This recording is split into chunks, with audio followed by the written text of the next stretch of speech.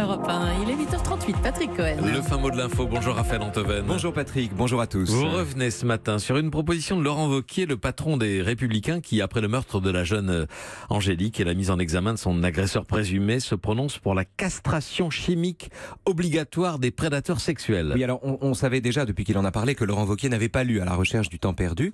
Maintenant, on sait qu'il n'a pas vu Orange Mécanique. Le film de Stanley Kubrick, dites-nous quel est le rapport. Écoutez, rendons grâce aux fictions qui nous permettent d'entrevoir si précisément le genre de tyrannie qui nous menace.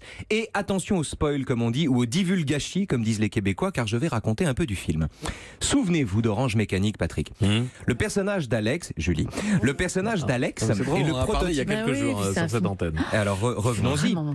Le personnage principal, Alex, est le prototype de ces individus qu'on voudrait vraiment voir castrés et en prison pour l'éternité. C'est une ordure qui, avec ses trois amis, Pete, Georgie et Dim, pratique assidûment l'ultraviolence, viols et meurtres, sous l'effet d'un lait drogué au speed et avec dans la tête en permanence la 9e symphonie de Beethoven.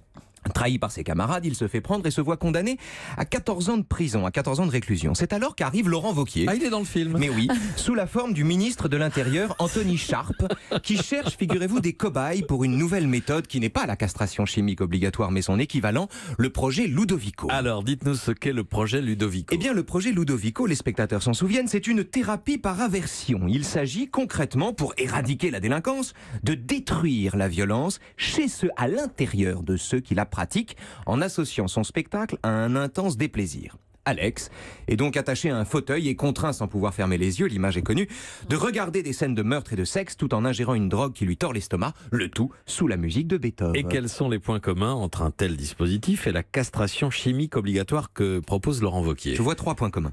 1. La suppression de la liberté de conscience. Dans les 2 cas, l'individu n'a pas le choix.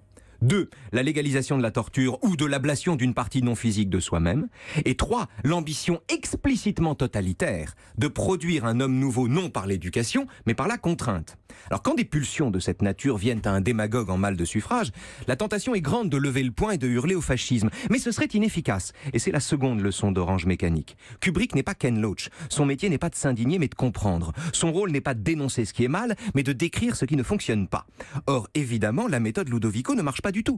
Sorti de prison, Alex est incapable de survivre, ses biens sont saisis, des clochards lui cassent la gueule, ses anciens amis le noient, ses propres parents ont loué sa chambre d'enfant, et le mari d'une de ses victimes le pousse à se défenestrer. Mais, et c'est le comble évidemment, au lieu de le tuer, son suicide a juste pour effet de lui rendre son ancienne personnalité, exactement de la même manière que la castration chimique se présente elle-même comme un processus réversible. Le fin mot de l'info. On ne lutte pas contre la violence par le lavage de cerveau. Raphaël Antoven. Et votre émission de dimanche. À qui vive. On parle de mai 68 d'un dimanche. On va jouir sans entrave et sans nuire à qui que ce soit. 13h, 14h. Très bien. Excellent programme. Au week-end. Europe 1.